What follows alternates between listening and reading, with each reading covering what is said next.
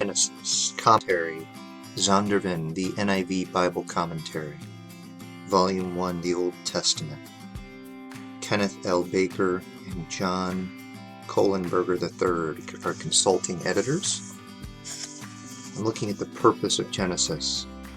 Since the purpose of the book of Genesis is intricately bound up with the purpose of the Pentateuch, which is the first 5 books of the Bible, Genesis, Exodus, Leviticus, Numbers, and Deuteronomy, we shall address briefly the question of the overall purpose of the Pentateuch. The task of discovering the purpose of a work that is so large and diverse is best achieved by means of compositional analysis, which basically describes the method and techniques used by an author.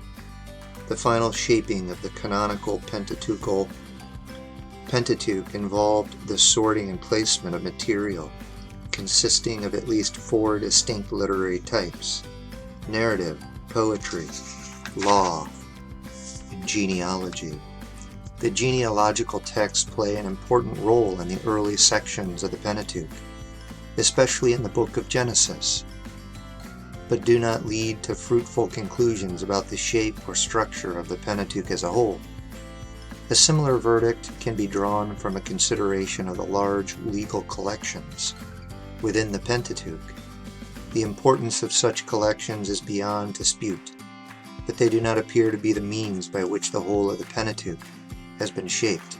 A close study of the author's use of narrative and poetic texts, however, sheds considerable light on the final shape of the work.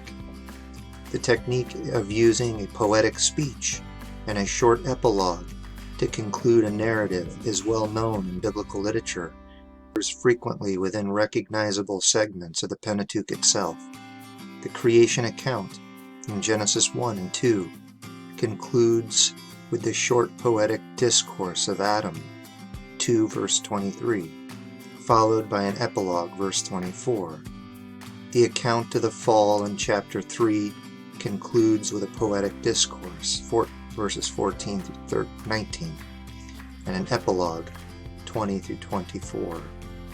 The account of Cain in chapter 4 concludes with a poetic discourse, verse 23 through 24, and an epilogue, 25 through 26. That this same pattern can be found throughout Genesis suggests that it was an important part of the compositional technique of the author.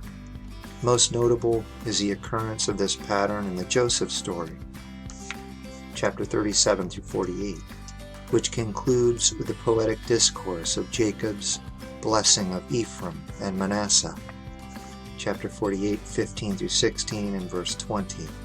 More importantly, however, the poetic speech short epilogue pattern reoccurs at a much higher level within the entire Pentateuch, suggesting that the technique was extended as part of the structure embracing the whole of the 5-volume work.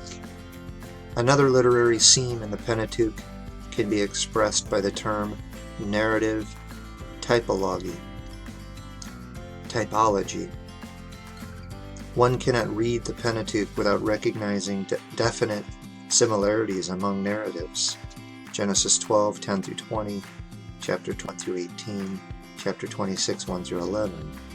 It is even possible that the sojourn of Abraham in Egypt and later in Gerar, both because of a famine, and Isaac's sojourn in Gerar, also because of a famine, foreshadow Genesis 41 through Exodus 12, Israel's sojourn in Egypt that came about as the result of the famine recorded